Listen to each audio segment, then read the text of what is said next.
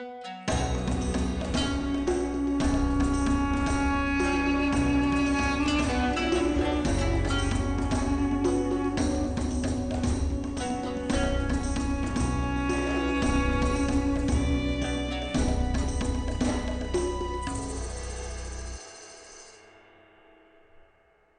ad break time. The Beyond Solitaire podcast is proudly sponsored by Central Michigan University's Center for Learning Through Games and Simulations. They've always got something amazing going on. They're currently working in collaboration with Ion Game Design to produce the curriculum guide for Cartini From Darkness to Light. This is a design from Zenobia Award finalist Sharia Iwandini, and it's coming to Kickstarter at the end of May, so get ready. Rising Waters, published by CLGS, is currently in production, so be on the lookout for updates on that. And also, I just want to put in a quick plug for myself. If you enjoy my work, and especially this podcast, head on over to patreon.com/beyondsolitaire to show your support. I'd like to do even more work on games, history, and culture, and y'all are the ones who make it possible. For now, though, let's get on with the show. This is a special one. It's about Night Witches, my upcoming game with David Thompson. And I will tell you here, it's going to be published with Fort Circle Games. That's information that wasn't public at the time we recorded this episode. Hey gamers, this is Liz Davidson from Beyond Solitaire, and I'm here with two very special guests, my board game buddies, David Thompson. Hey, how are you? Great, because y'all are here, and Mike Kelley. And this is Mike from the One Stop Co-op Shop. If y'all have not gone to the One Stop Co-op Shop, you need to go there right now. Why are you here and you've not heard? I mean, finish the video or podcast first. Don't go immediately. Fair enough. Fair enough. So we're actually going to hand it off to Mike this time because David and I want to talk about Night Witches, and we're going to make Mike come up with questions about it. So I can only do half the work for this podcast, and I just force the rest of it on my friends. So take it over, Mike. Yes, y'all heard it officially. Liz has now relinquished all control of the podcast. I'm now a double podcast holder. So, triumph over here. This is what wargaming is all about. Command and conquer, baby. So Liz and David, thank you so much for being on my podcast to talk about your upcoming game, Night Witches. So David, first question. I know you're also designing Witchcraft, which is like a card game. So why are you obsessed with witches? I guess is my first question. Yeah, I don't know. It's like this weird, fortune, misfortune. I don't know what's happening. All right. So an actual question though, I was not familiar with the theme until you all told me like what was kind of behind it. So who were the Night Witches and what's kind of like the historical background to this game? Liz, you yeah, tell you what, I'll start and then you fill it in. So basically the Night Witches are Soviet female pilots of World War II. They were one of 3 all-female units that flew different types of flying missions against the Germans. So this is specifically the Night Witches. They are like a harassment night bomber regiment. They flew at night. They had these kind of crappy little biplanes that couldn't do a whole lot and like were not as technologically advanced, but they were quiet. And they had, a pretty good stealth ability at night. And so they would just fly these sorties all night against the Germans along the Eastern Front. And so, we wanted to create a game that replicates flying those harassment missions. And so in this game, you are kind of flying over unseen territory, uncovering it, and then trying to accomplish objectives while you do that. And this unit did really well. They were eventually promoted to a guard unit. So they were originally unit 588, right, David? And then they became guard unit 46? 46, that's right. Yep. But David, you want to talk about some more context for that? I think you did a great job. The only thing I would say to just give the people a sense of like the kind of stuff they were doing is they were deployed right on the front line. So to give you a sense of what we mean by that, how close we're talking, a single sortie, meaning like taking off, doing their thing and coming back to the airfield would take like 30 minutes. So that gives you, and these are slow aircraft. So they were really, really close to the front line.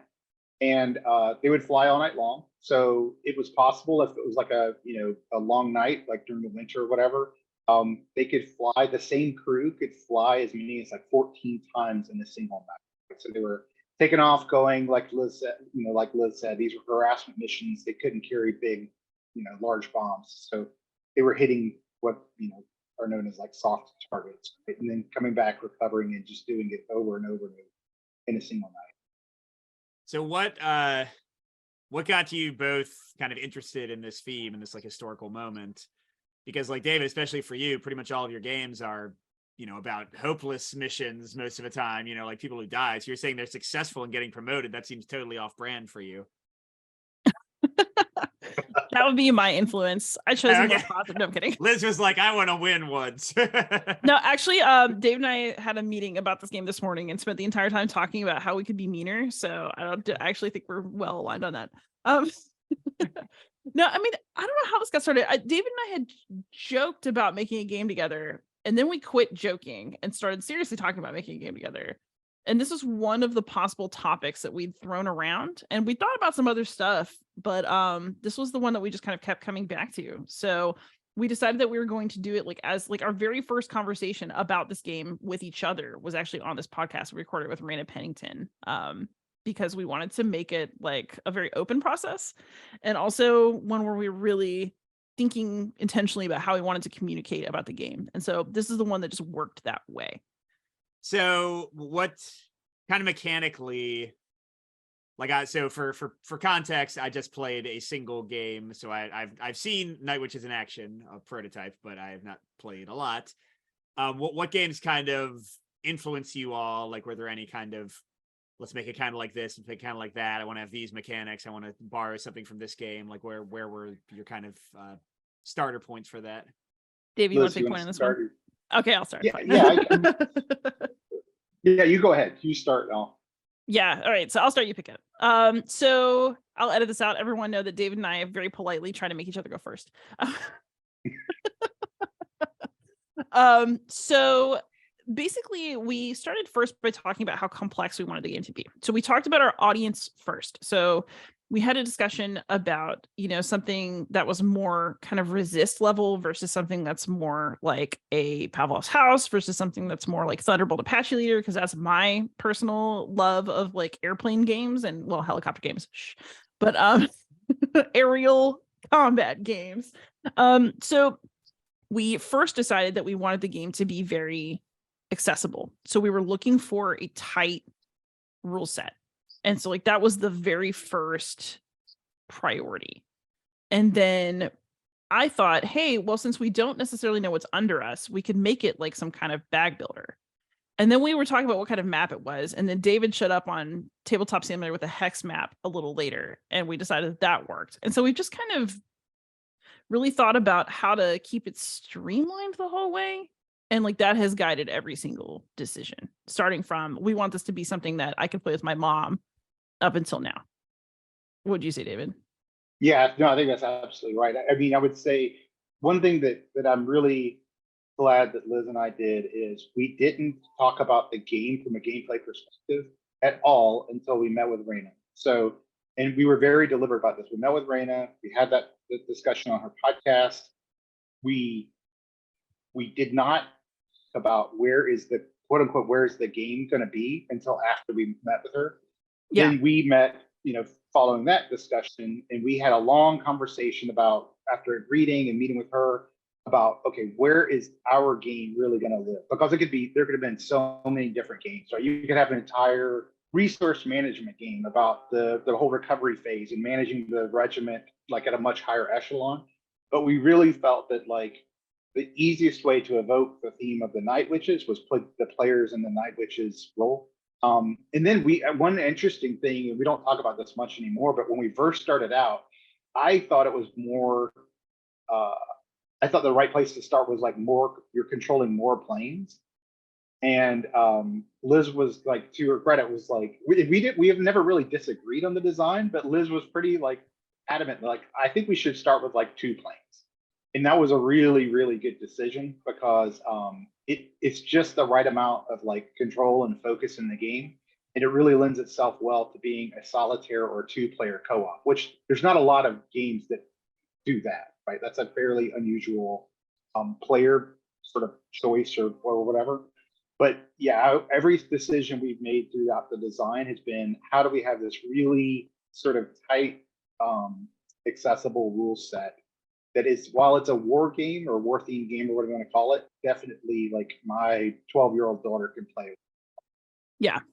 So when it comes to game influences, though, which was actually what you asked about, you can absolutely that's fine. You can absolutely see that how much I like Thunderbolt Apache Leader in this game, I would say.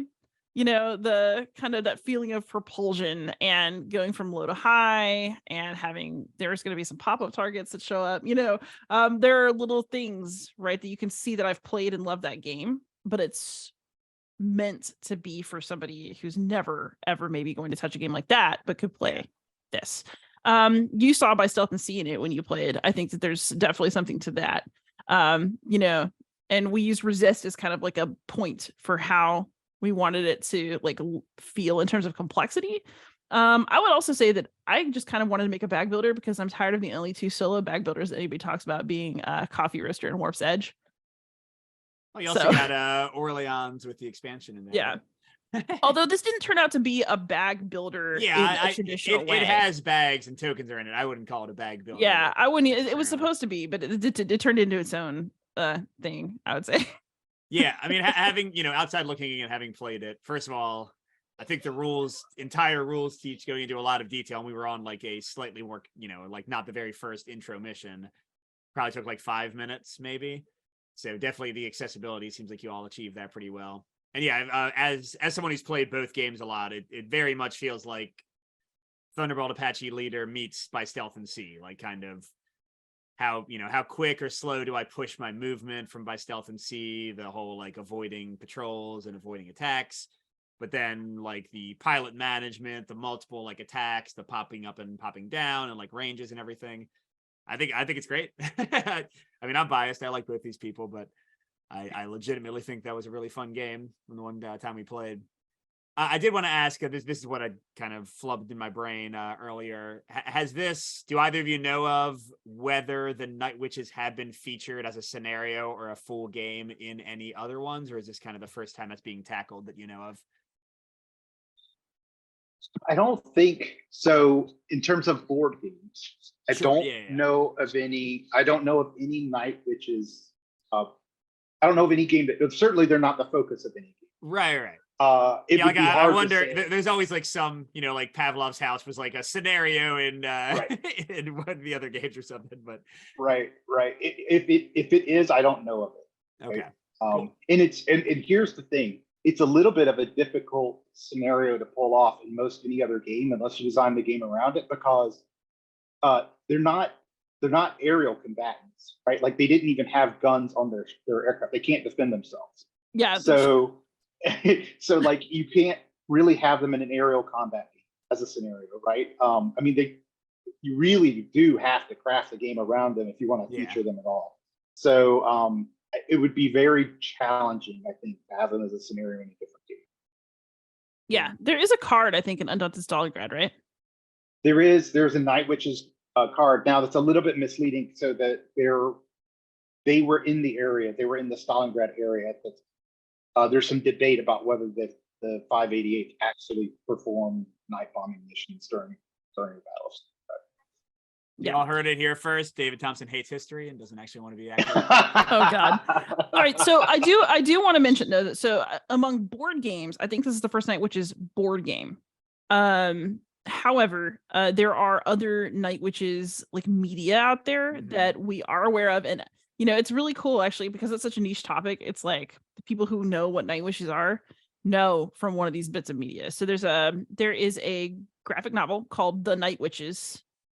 And there's also there's a song called Night Witches from Sabaton, which the people at GameCrafter wrote lyrics to, like on some of the packing paper when they sent us our prototype, which is extremely charming. And there's also a role-playing game by Jason Morningstar called Night Witches. Oh, interesting. Okay. But it's funny because like if you look at, it's almost like all these bits of media I think are going to end up linked more than you would expect down the line, just because there's so few things about Night Witches that like the things that there are all get kind of like put together.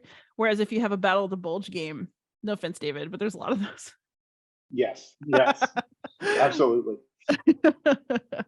So there's definitely other media, but I think this is going to be the first board game to come out. I know that somebody else had mentioned that they had thought about designing one and got partway through a prototype at some point on Twitter as well. That it's going to be the first board game that's Night Witches that I can think of. Blazing a creative trail. Well done. So I noticed in the game, there's a fair amount of randomness, a fair amount of luck. And of course, that's pretty common in, I would say, war games in general and historical games in general. So where would you rank your own games like randomness quotient? You know, with like maybe the furthest right being, I don't know, the Hunted or Hunters series, where, you know, one of those games where you're just rolling on charts and seeing what happens, and the furthest left being chess or something completely like non-random completely. Ooh, David, you want to take that one first? Yeah, it's an interesting. Okay, so let's talk about, everything in the game is sort of revealed from bags, right? And there's two bags in the game. There's one bag that has a bunch of tokens in it that's the bag you're populating the board with, right? And there's things like tokens that are night. There's really nothing that happens. There's tokens that are clouds that can be good or bad. There's tokens that are AAA guns or spotlights, etc. Now, over the course of an individual mission, you're going to wind up revealing almost all of those tokens, right? There'll be a handful of left in the back. And so you will have seen them, but the combination in which the sequence where they come out and where they are placed has massive implications.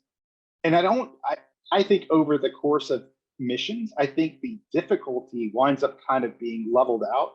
It's more about when you saw them and how you react to them and if you deal with them early, etc. So I don't think that really affects like randomness from a difficulty. I think it affects randomness from like your experience, right? So you can play the same mission multiple times and it will feel very different. Like when we were playing the scenario we just played with you, Mike, it was a convoy that was moving. And I've seen people play that mission where clouds appear in the space where the trucks are, which makes it very difficult to bomb, but you're relatively safe. And you compare that to something like a AAA gun being in that space, which makes it, it's not hard to bomb the truck, but it's very dangerous, right? So I would think the bag that determines the composition of the board is highly uncertain, but the difficulty is relatively evened out. Then you have because the over the course bag. of the game, you're gonna have everything all your AAA early. At least you know that you'll have like a clearer time kind of further along later. Exactly. Yeah. Exactly. Right. Exactly. Now the other bag is what we are currently calling the quote unquote success bag, even though it's the bag of mixed results, right? Fails, stress, and success. And so now that bag is much more uncertain because let's say in a single turn, you might only pull 3 tokens out of a bag with 10 tokens. It could be anything, but the fact that you're pulling tokens out of a bag by its very nature means that it's going to push you towards a much more even distribution of success than dice roll, right? So I think that what we've tried to do is create a game with a lot of uncertainty, but not a lot of just total randomness, if that distinction makes sense. I mean, it does to me. For both the games that are kind of my main comps right now, I would say it felt less random than either Thunderbolt Apache Leader or by Stealth and Sea. And for anyone listening, right. I don't view randomness as a positive or a negative. It's just part of the experience, and it's going to be based on your taste and your preferences. But yeah, I felt so. Yeah, well, Liz, why don't you talk through like what's happening on a turn if I'm like dodging some AAA guns and also trying to bomb a truck? Like how many times am I drawing from that token bag? Like how does it actually work? I think people like understanding kind of the core mechanic of that success bag might help a little bit. Yeah, and I wanted to pop anyway because this is definitely no B-17 Queen of the Skies or like let's roll off a chart. You have a lot more decision space, and so for me, I like my games to have a bit of uncertainty in them. But I also like to at least create a feeling that I can do something about my situation. And so I think that that's what we're trying to create here, where you get surprises, but you do have some foreknowledge and some control that lets you make intelligent decisions as you go through your turn. So for example, there are 2 situations where you're going to use that draw bag on your turn. One is to evade fire from AAA. One is to bomb. So you do your evasion step first, and then if you've got any juice left in you, you can bomb. But you are pulling success, failure, and stress tokens, which maybe can be converted to success depending on, what choices you make. You are pulling them from the bag, and you are not putting them back in the bag until the end of your turn. So you know the distribution of what's in there. So let's say that I am trying to evade AAA fire. I can pull, if I have an ability to pull 3 tokens, I can pull 3. I get a success, I get a failure, I get a stress. I only need 1 success. Like, boom, I know we're good. But I'm going to keep pulling for every other gun that shoots at me, and I'm going to know what's left in that bag. And then when it's time to bomb, I'm like, okay, do I think I can reasonably pull enough successes to also bomb the target that I'm over, or do I need to give this up and get out of the way for somebody else? What is my right play here? And so the idea is that, yes, you don't know what's going to come out of the bag on the pull, but you know more the more things you pull out of the bag. Because if you're paying attention to its construction, then, you can do some manipulative things. Like you can say, well, my pull ability is 3, but I'm going to pull 2 instead. I'm just going to risk it because I want to save something. I'd rather get injured here than, not be able to bomb at the end of the turn. Or you can say, ooh, I better pull 3 for this one, but because I'm right on top of it, I need to get an extra success. But, this one, I only need 1 success to pass this. So maybe I'll only pull 2 tokens here so that I can also bomb. So you're trying to really stretch what you have and hope for the best pulls, but you also get more information about what you should do per pull based on what's coming out of the bag. See, I mean, y'all you could have gone the Arkham Horror LCG route and put back those failure tokens after each pull and just continued to fail 50 times in a row. Everyone loves that. I mean, you're giving us like mitigation and predictability. That's terrible. Yeah, although we also give you the ability to add more stress tokens. So we have a lovely thing where failure tokens. So basically, if you have a stress and you want to convert it, one of the options to do so is to add another failure token to the discard pile. So you can keep, you can make it now, but your odds of pulling a failure just went up later into sortie. Yeah, and Liz kept on doing that on her turn, and it only affected my turn because I was after her. So that was great. You deserved it. Well, and the other thing that we should just briefly talk about is the fact that you have a lot of control about the situation you put yourself in. So you can do things like hiding in a cloud, knowing that you can dodge, AAA guns, or changing between low and high altitude so that I'm lower altitude so fewer AAA guns can shoot at me, or being at low altitude so I can, be more effective at bombing. So we give you a lot of control. It's this weird combination of kind of like a puzzle game in a way, right? Like and there's also an organic evolution to the board because you're going to be flying typically what we call sorties, right? So multiple flights over the board each mission. And so oftentimes players will spend the first sortie scouting out the board, right? And having kind of a path that you've developed. And then you follow it the next time, knowing more about the board and taking advantage of that. And then the other thing that we didn't talk about at all, Mike, we didn't really show you are the upgrade cards. And almost all of those upgrade cards offer you some ability to mitigate. Yes. Yeah. Although sorry, go ahead. I was going to say, we did have a meeting this morning where we took all the really good ones out because we wanted you to have to keep reasoning and puzzling as opposed to avoiding any of that. So we had some really nice upgrade cards that were too nice. And so now they're gone. All right. It's taking away the fun. I see how it is. Yeah. So that kind of gets into, I saw a bit of the campaign mode for the game where it looks like it is kind of an organic changing difficulty setting. Success leads to harder missions in the future. Failure means that it takes a little easier on you in the future.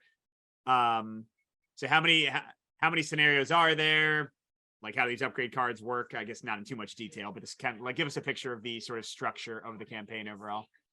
Liz, you want to take it or you want to? I'll grab it. And you can fill in. So we are planning for 10 scenarios. So the idea is that yes, there's a campaign, but it's short. And because of the point thresholds, then you have the opportunity to just open up a scenario, choose a level, spec you're playing out and go. So that, you can kind of play it either just, I want to take out a scenario and play my favorites, or I want to play through a campaign, but it's not going to take me 5 million years to do the campaign. Honestly, you can crunch through a bunch of missions in an hour to an hour and a half if you know what you're doing. So it's meant to be 10 scenarios. At least right now. And what we're doing is basically based on the number of victory points you get in a scenario, you go into the next one and you have a different bag composition. So there might be more AAA, more spotlights, more unpleasant things in a veteran level. Whereas if you're playing novice level because you had a rough time, it's more spotlights, it's more nighttime, more clouds, things to kind of give you a little bit of a break. But there's also fewer point opportunities there because there's less to bomb. So the idea is that as you progress, you are going to be able to use the points that you've earned to pick up. You have to spend them for repairs. So if you damage yourself, oops. But also you can get cards that give you special like abilities. Like maybe you can see an extra space ahead, or you can move extra, or you can change your altitude in the middle of a turn so that you can travel a lot and then suddenly drop and bomb. But you don't get a whole lot of those abilities. You just get to do it in a good moment. You hang on. And so the idea is to give people like things to do.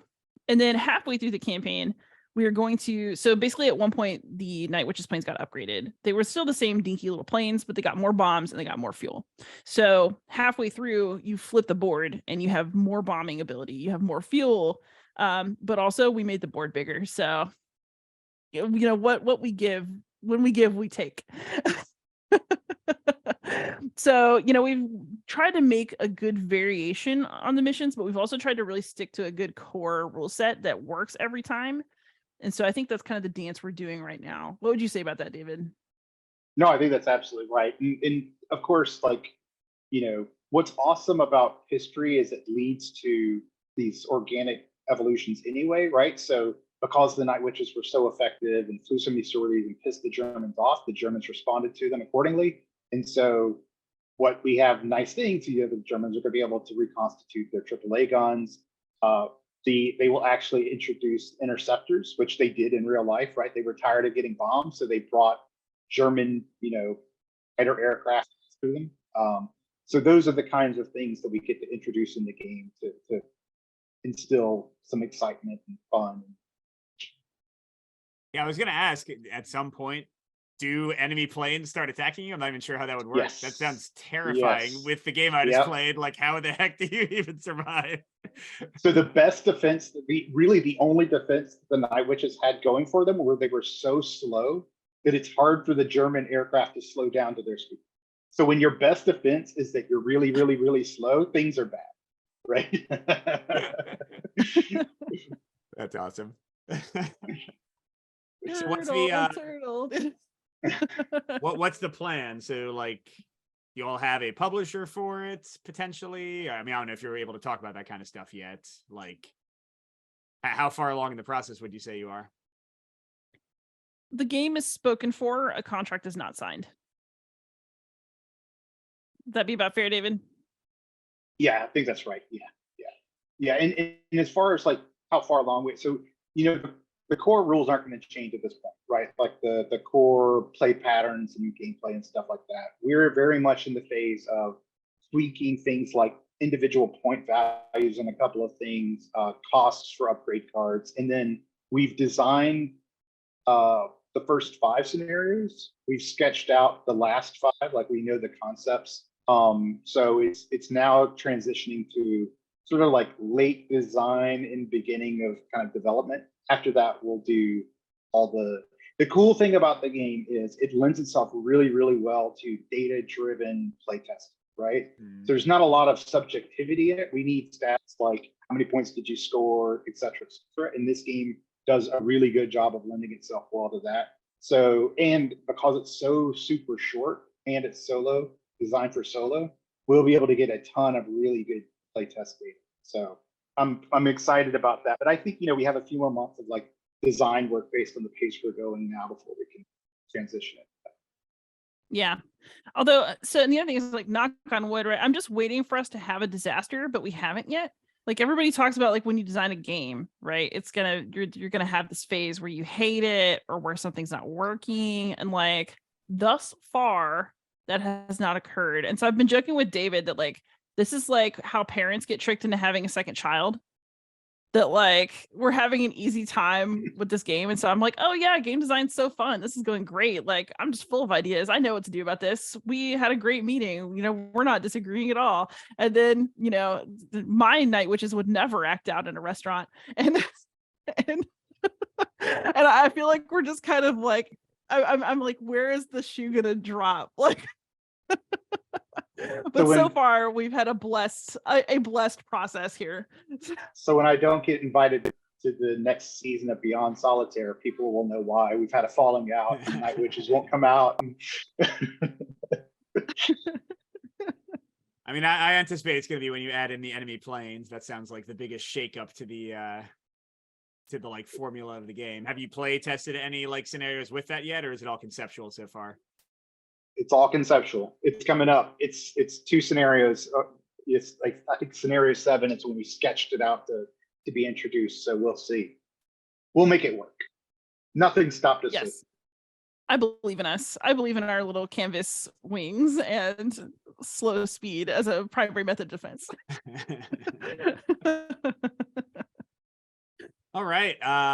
Liz, first, what are you doing for fun lately? What's something non-Night Witch related that you're into at the moment? So I'm actually I'm really overloaded right now. It's the end of the school year and everything's crazy, but I'm trying to get stuff done for my own channel. So I really need to get the Cuba Libre tutorial out. I really want to. I'm playing Twilight Struggle Red Sea right now. That's fun. I'm playing Taylor Swift's Stonewall Uprising, which I had already played before, but I'm like getting serious about review plays right now. And this week, the great disruptor, but I'm not complaining. Chip Theory sent me Unbreakable because I need to do the Gearlock guides for it. So I'm about to take a break and like just do Gearlock stuff for a long time. It's going to be big. That's exciting. So I am busy. Yeah, David, how about you? So trying to get in as many plays as I can of my favorite game of the year, Land and Freedom by Alex Knight. It's fantastic. Also, I have not played it solo, but Liz, I know that you like it solo, but love it 3-player multiplayer. Oh yeah, you got to have that. Yeah, you got to get mad at someone like David. Yeah. The game that's been the huge hit for my family for this year, I've probably played it 50, 60, 70 times, is Rumble Nation. So it's a few years old. Kind of hard to get. So I apologize to people that might want to go out and get it, but it's amazing. Today, I'm going to go play Littoral Commander at the Capstone Games retail store in Cincinnati. So that'll be awesome. Sebastian Bay's Littoral Commander. And when I'm there at the Capstone Game store, so it's Capstone's retail store, but they sell like everything, right? They've got all of season 2 of Final Girl Awakening. Oh wow! And my daughter's going with me. She doesn't know that, so that's her favorite game. That's awesome. Yeah. Thinking for me, I'm finishing up. I need to test it for balance a couple more times. Unofficial solo variant for Wonderland's War. I don't know if either of you have played that, but that's a really fun one. That is a bag builder. There you go. That's a bag building game, but it's not solo unless this solo works out. And then I don't know. Yeah, just finishing up the school year like you, Liz. It's just crazy, but almost there. Almost there. So I'll put you on the spot, Mike. When are you going to come up with the solo variant for Undaunted Stalin? My buddy owns it and I don't, so I've only played the first scenario. I loved it. I haven't really put my brain to it at all. I mean, every time somebody asks for a solo version of Stalingrad, I'm like, ask Michael Kelley. He can do it. I mean, I've only played one scenario, so I don't appreciate yet what a daunting task I'm sure it would be, because I know you can have all kinds of. I mean, in a way, it is funny you say that, because in a way, I think so. For those who don't know, I did an unofficial solo variant for Normandy, Undaunted Normandy. I think before the official solo was even announced. I didn't know it was even coming when I made mine. Yeah, I do in a way, not to toot my own horn, I do in a way think that some version of my solo mode would actually work better, because mine, for better or worse, was mine was scenario. It was divorced from the specific scenarios. It was just generic rules that theoretically could apply to every scenario, which of course means that it won't apply as well to some scenarios as others, but it would mean theoretically maybe that it could work better for something like Stalingrad, where you don't know the unit composition and you might have a sniper and not have a sniper. My rules might fit that better than the official solo rules, which were very you need this set of cards for this scenario. It was kind of, which, to be fair, I think theirs works better on a scenario to scenario level because they did that. Yeah. But yeah, at some point, because I don't think I have another one I was going to do after Wonderland's War. This was the current project. I just finished updating my Exceed fighting game solo mode. So maybe I got to borrow it from my buddy. get his copy and dig into it because I want to play it more. Like the first scenario was so much fun. And like reading what I unlocked because like I won or I lost. I was like, ooh. So I was really hyped about it. But yes, at some point maybe we'll see. All right, Awesome. We'll call that it. So thank you so much for being at the Beyond Mike Solitaire channel. Go check out Liz's YouTube channel if you're not already there watching this as a video, or check out the podcast if you are watching this as a video. Go check out David Thompson's other games, like the amazing Valiant Defender series, or Resist, the upcoming Witchcraft with an exclamation point. Check out One Stop Co-op Shop if you're really bored. And yeah, there you go. Thanks, everybody. Yes, and I'll just pop in. Y'all, I want to thank you so much. I know we're all blindingly busy. I'm so glad that you came on to spend some time with me, just goofing around. It's like one of my favorite things that we do. And yeah, those of you out there, like, subscribe, comment, ask questions. Most of all, happy gaming.